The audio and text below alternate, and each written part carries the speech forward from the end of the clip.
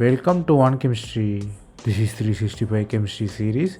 Daily one question for you. Here four different compounds are given. All are fused and bridged carbon. And you have bicyclic and tricyclic compound PQRs. Among the four you should find which compound will give 2C13 NMR signal. To identify the number of signal, you should master the symmetry. The compound is symmetrical means less number of signal. Compound is less symmetrical means you have more number of signal. The compound, if you look at B, it has mirror image on middle. You have three signals A, B, C. If you look at the Q, it has mirror image horizontal. You have A, B, C, D, four signal. If you look at the R, it also has mirror plane, but it has five signals A, B, C, D, E. And if you look at the S, it only have two signal because it has two mirror plane inside, highly symmetrical.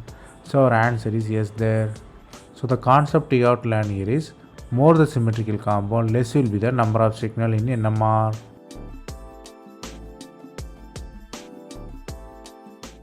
That's all from this video. Thanks for watching.